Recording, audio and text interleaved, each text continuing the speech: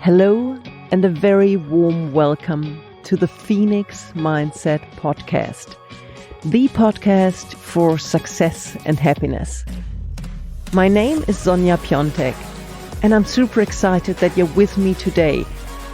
This episode is being recorded in a spectacular place, a little bay in the northwest of the USA on San Juan Island in a national park, somewhere between Seattle and Vancouver.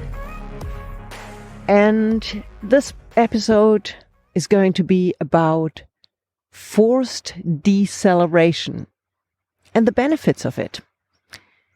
Well, it wasn't an episode that I had planned, and neither was the injury that I've got, and that's actually slowing me down quite a bit. So let's dive right in. And I'll share with you how deceleration, even if it's forced and not planned, can sometimes be quite beneficial. So, my first overall family holiday with my new partner. We started off in Canada, where his mom lives, had a few really cool days with her family, and then moved on down to the US, where the sister and her family live. Whole lot of people, a lot of new people for me. And obviously in a new setup, you do want to fit in, you do want to present yourself in the best possible way. You do want to get to know people, and it is a lot to take on, and it's a lot of people. We're a group of 10, and it's emotionally, it's taxing at times. I've been made extremely welcome. His family is simply beautiful. A lot of different characters, but very caring, very kind people. But yet, I was under a certain pressure of, trying to, how do I best say this? Maybe just trying to be liked, because I want this relationship to truly work out, and being accepted by the family is a big part. So in my nature is to be very helpful, to be in charge, to take over things, to look after everyone. And then something happened that stopped me from doing exactly that. We played pickleball, which is, for those of you who don't know it, it's a bit like tennis on a smaller court with hard rackets and a harder ball. And I don't play any racket sports. And it was the first time I played it. And I was a bit careful in the beginning, because I'm like, okay, this is a family. They all play tennis and they played really well. So I obviously also didn't want to make a total fool of myself. Which in the end I did, obviously. But we'll get to that in a minute. So we were playing, and it actually worked really well. I was getting into it and was really enjoying myself. We were playing for, 15 minutes, 20 minutes. And then what shouldn't have happened did happen. I launched off, jumped in the air. My calf muscle, it felt like it contracted, it cramped. But what it actually did, it tore. So my calf muscle was not too impressed with my efforts of jumping cold into a racket game that I'd never played before, jumping around a court. I wouldn't necessarily call myself a weekend warrior. I do play a lot of sports, but there were a lot of movements that I don't normally do, and I was excited, and I was excited about being able to play with people that play on a very different level. So I might have done more than I would have done with people that play on my level, which you shouldn't, but hey, I did. So as I landed, as I was in the air already, I knew something wasn't good. And when I landed, I knew something wasn't good. My initial reaction was total frustration. I was just like, seriously, does this really have to happen now in the middle of a beautiful family holiday where we were planning to go camping, where I was then planning to move on to visit a friend briefly down in California, then on to meeting up with some business partners in Utah, but also going hiking, going mountain biking. And there I was, sitting on my butt on a pickleball field, feeling very clearly that my calf was done. Yep, we did go to see a doctor later that day, and yeah, they just confirmed what we already knew, that I had semi-torn my calf muscle and that the next few days I wasn't going to be very active. The good thing is Martin's sister had crutches from a previous injury.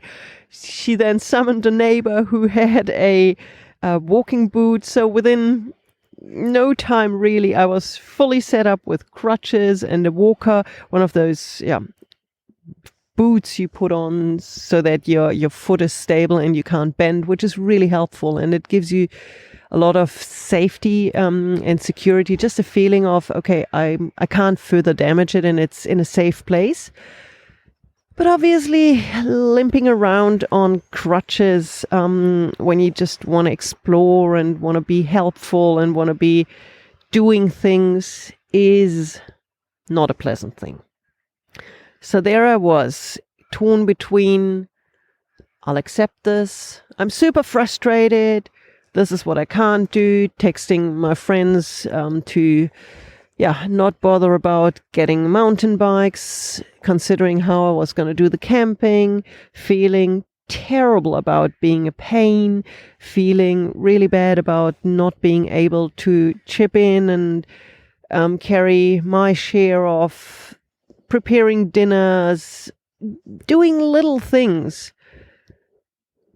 And everyone around me was just totally cool about it and totally beautiful about it, and kept reminding me that first of all, it's totally okay to not fully support and do everything. But also my partner took me to the side and said, Sonia, you're doing so much all the time. Maybe it's good for you to also step back. And he's right. And it's not the first time that I've been told that I don't always have to do everything. And it's not the first time that I've thought about it. Giving 120% all the time is not necessarily good.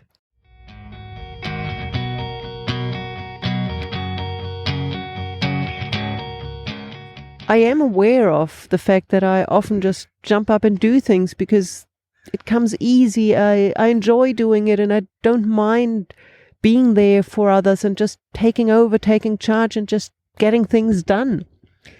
But it is true that it's not necessary, and that it's totally fine at times to just lean back and be, and let others do, and let others be in charge, let others arrange things, let others sometimes even serve me. And even if it's just something as small as one of the kids to pass me a cup of tea, which really isn't a big deal, but it would never occur to me that it doesn't often occur to me that it's okay to just ask for help. And be okay and feel okay in not helping others and not being there, doing everything all the time. So we did in the end go camping, and it's actually worked out relatively well. I mean, obviously I'm slowing down the group, which is something I'm struggling with, but they're all very good sports about it. I'm not super frustrated about it anymore. I'm not whining. I'm just accepting it for what it is. And I think that's a really important part of accepting if something happens, and also for the healing process, because I think if I was whining the whole day and sort of being upset and sad about what happened, I think it would have a very negative effect on the healing process. And just being almost positive about it and saying, okay, It's actually good in certain ways, and in the end, nothing bad has happened. I am in a safe place. It's something that will heal. I don't need surgery. I've got a boot. I've got crutches. I've got a whole group of wonderful people around me that help me. I've got insurance. This is not anything of any severance that one should be upset about. But I've seen people get really upset about the smallest things, and it's just so hindering for happiness, for healing, for just having a good time. And yes, here I am sitting on a rock at the side of a tiny little half moon bay. It's beautiful. I'm doing this recording. It's 7 a.m. in the morning. It's a bit chilly still, but what a beautiful spot. And there is no point in whining about these things. They happen. It's good if you see the lesson they teach us, and it's going to pass. Nothing to get excited about, nothing to get upset about. And for me, it's been an interesting journey those last few days to accept that I'm not active, I'm not super active at the moment, that I cannot be the one that just jumps up and does everything. I really have to ask for help. I have to be okay asking for help. I have to be okay just sitting there chopping onions, whilst I would much normally prefer to just be, cooking dinner. But no, I'm just kind of reduced to being support crew, and limited support crew, that is. And it's okay. And possibly for the overall family dynamics, it's good that I'm not as active as I normally am, because it can be overwhelming if someone has a whole lot of energy and takes charge and just does things all the time.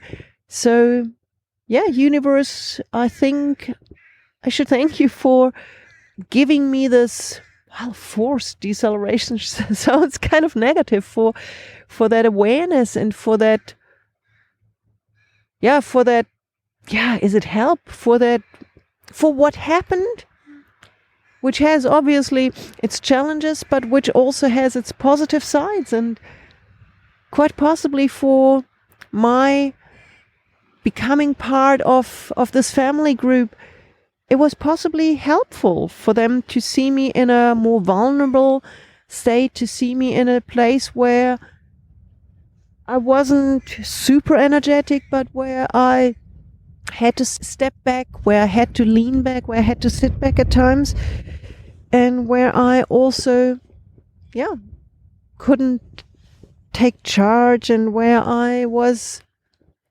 just the less energetic Sonia, which is cool. And again, it all happens in the mind, and I think it's just so important for us to see when things like that happen, that there's always a good side to it. And every coin has two sides, as we say. And that's so important to realize that, yes, sometimes things suck, and let's talk about it as it is. It sucks to be limited. But then it's important to just take a breath and see, okay, what are the positive sides? What are the positive side effects? What are the positive learnings that could be in this? How could this help me? How could this help me grow? How could this help me be happy? How could this even help me be successful? Both, because I'm a big fan of combining our quest for success and happiness.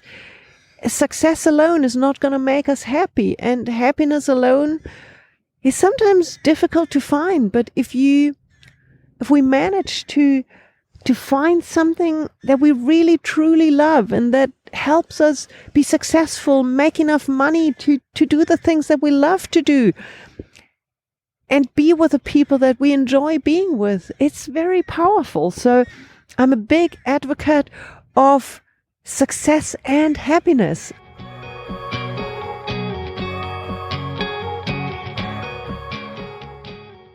I have in my life been very lucky that I found the right tools, which I now call the tools of the Phoenix mindset, that have helped me become relatively successful and very happy at the same time. And of course, I do have challenging phases in my life. And am I happy 24/7? Am I successful with every single thing I do? Of course not. But overall, I would say the Phoenix mindset and its powerful tools have helped me a great deal be very successful internationally, lead an amazing life, and have an incredibly happy life with the most beautiful people around me that I'm very happy for. And it's just something, I think, with the right mindset, we can achieve so much in our lives. And it starts with acceptance. It starts with seeing the positive, even in challenging situations. And I'm not saying that if something goes wrong, you should go, yeehaw, something went wrong. Whoa, whoa, whoa, whoa, whoa. No. But it's about saying, okay, this has happened now. Be it something as small as my torn calf muscle, be it something bigger, but like sometimes being left by your partner, losing your job. I mean, there are things people go through that are a lot more severe than my little forced deceleration now. But when you accept these things in life, because they do happen, and there's no denying them, when you accept them and when you try to see the positives that are in them for you, that's where the growth happens. That's where the healing happens. That's where beautiful things, beautiful new things can be created, be it in our awareness, be it in our lives. The moment our mindset is in a positive, accepting creator mode, that's when the magic happens. And whilst I'm not woohoo about my torn calf muscle, I can actually see the beauty and the power in what I accepted and allowed to happen with this little injury. And it's up to us in every single situation of our lives to be positive, to be constructive, to be creative, and to be accepting, and to just say, you know what? I'll take it for what it is, and I'll turn it into something beautiful. And sitting here on this little bay on San Juan Island in the northwest of America is something that I truly appreciate, that I value, and why I say I'm just grateful to be able to record this episode here, now, for you, with you, and to be able to share the story with you. And yes, whilst my very initial feelings was, seriously, that sucks, I'm at a point now where I say, thank you, universe, for that forced deceleration. It was good. I'm ready to hopefully soon let go of the boot again. I'm ready to dive back into my life of more activity. I'd love to go on a mountain bike ride now. I'd love to just jump around a bit more actively. But I am grateful for the deceleration, and I'm grateful for not having overwhelmed my new family with my energy and activity level. So that also takes some awareness and some guts to share something like that openly. But I think once we are aware of our superpowers and how they can sometimes be totally overwhelming for others, I think that's very powerful. And we all have these strengths. We all have our own individual superpowers. But we must just be aware that what is extremely powerful in our lives can at times be overpowering for others. So yes, I am grateful for what happened. I'm grateful for the support I got from everyone in my family. I'm grateful for the awareness that I saw, not just the negative, but very clearly the positives that this injury had. And I'm just grateful to be here with you. I'm grateful to be able to share this with you. And I wish you a most amazing day, and may the challenges that you face at the moment not be too crippling. May the challenges serve you to learn something, to decelerate, to be aware of what's really important in your life, to be aware of who is there for you, to be grateful for the people around you. Reach out for help, allow them to be there for you, allow them to help you, and just have a beautiful day. And here's to wishing you to absorb the Phoenix mindset for a happier and more successful life. This is Sonja Piontek, live from San Juan Island in the northwest of America, in a little half-moon bay. This is the Phoenix Mindset Podcast. Thank you so much for listening. And I have one little thing I would like to ask you. If you do like this podcast, please do like it, comment it, rate it, follow it. It's so crucially important. And without you, I can't do this. So please just click on those 5 stars if you liked it. Write a comment, follow it, and just help me grow the Phoenix Mindset Podcast. Thank you from the bottom of my heart. Thank you and have an amazing day.